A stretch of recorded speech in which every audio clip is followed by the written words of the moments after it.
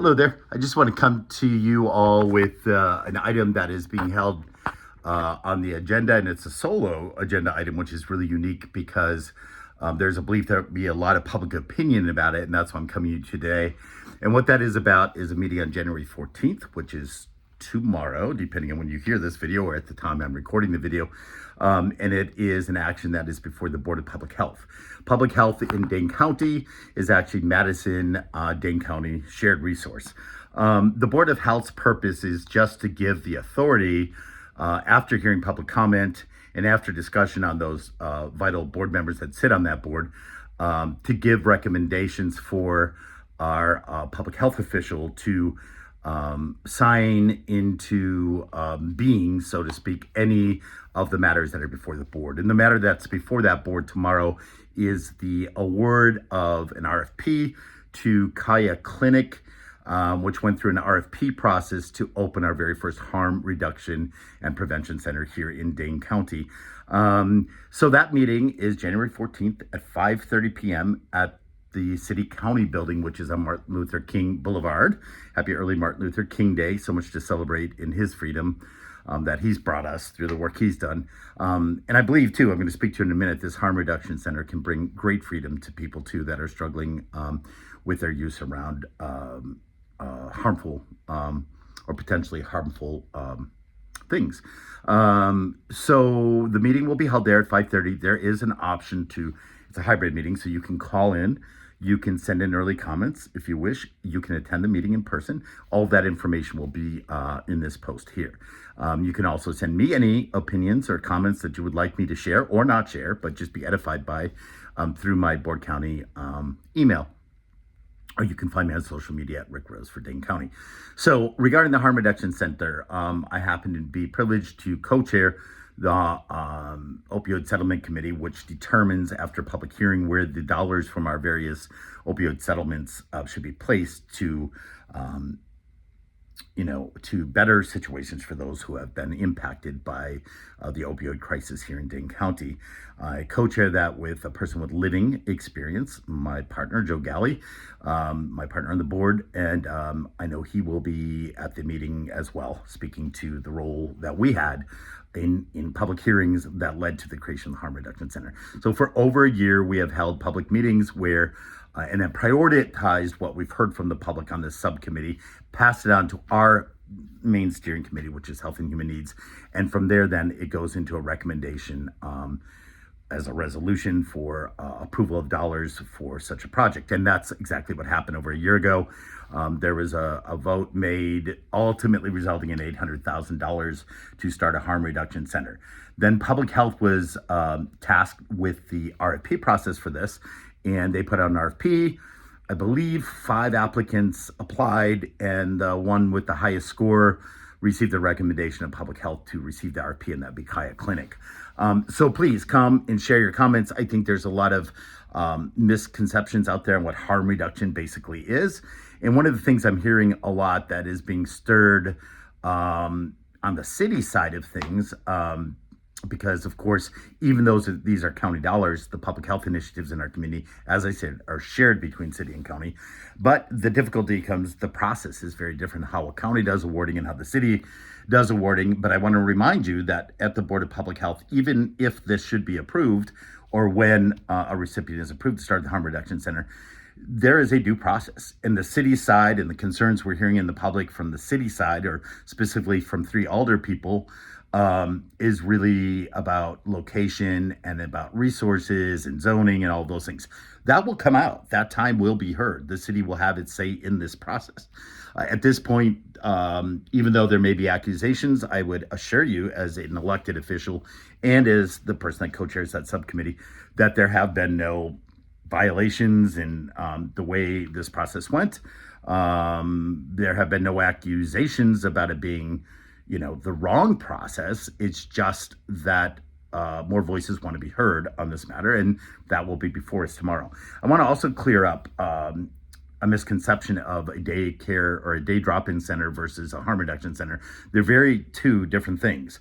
A shelter which my three city colleagues are saying we don't need more of that. It will tax the east side. We've already have a lot of that. Well, a shelter is a little different. It's very different than a harm reduction drop-in center in that it's meeting the basic needs of people. It allows them to have an address. It allows them access to food. It allows them access to sleep, all those good necessities. And so this harm reduction center, in the way it was designed by what the public said they needed, it will meet those needs because equity is important.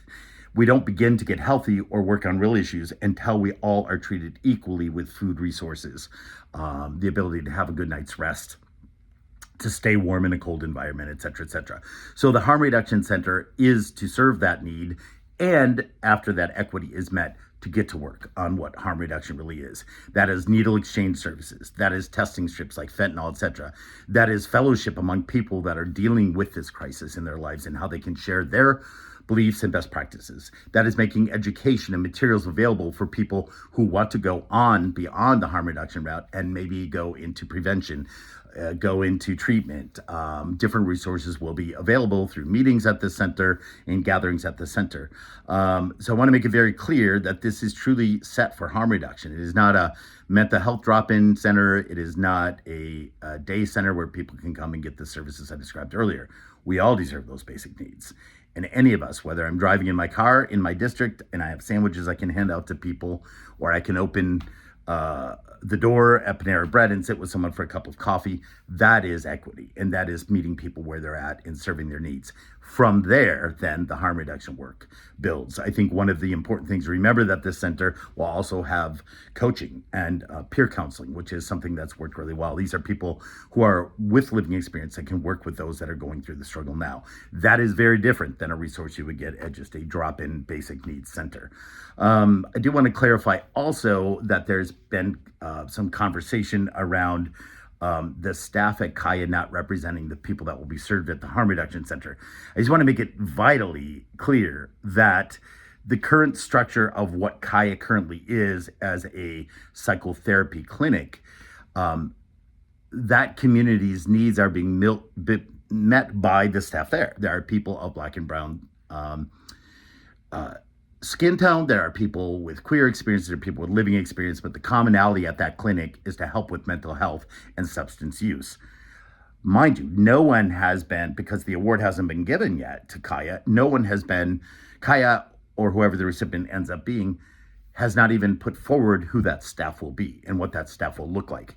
And it is my understanding clearly that Kaya would staff it with people that can come on a peer basis with people that are Black and brown skinned, also people with different various situations like the queer situation. These are communities that are being impacted most by the opioid crisis. And we, as a harm reduction proponent, people from the subcommittee, as we moved it forward, and then even hearing about this process, people want to make sure that we are addressing the needs of those most impacted. And I believe in my heart that Kaya will offer that. I think it's very unfair to say they don't have staff for that now. Well, their current setting and the work they're currently doing is not directed toward this goal of harm reduction drop-in center work. They do have harm reduction at the clinic, but it's a different beast. So let's give them a fair process and an opportunity to show what that will look like. Lastly, I want to say, this isn't just something that's being turned over to a vendor. Public health will have an active say, and they have stated it at meeting after meeting in what this looks like. This is still a city-county effort, at this point county funded, and we will still have a voice in what that looks like as it relates to representation of the people. I want to remind folks too, these are not taxpayer dollars. These are not levy dollars. They are public money, so we should all have a say in them. But these are dollars from a lawsuit settlement or a series of settlements to help those most impacted. States, counties, cities have come together to fight for those impacted and to get those monies from the settlement and serve those that are impacted. So that's what these dollars for. If we don't allow people that have been most impacted by the opioid crisis speak their voice, as they have through public hearings leading us to this point, it wouldn't be right. These are different than tax dollars where we all have a say in because we're paying our taxes and we should have a say in things. All right, that's it. We'll see you hopefully on the 14th at 5:30, either virtually or in person, for the Board of Public Health. You can go to DaneLegistar.com and look up the meeting on the calendar. It will have the agenda there, or reach out to me if there's anything I can provide. Thank you so much. Have a wonderful day.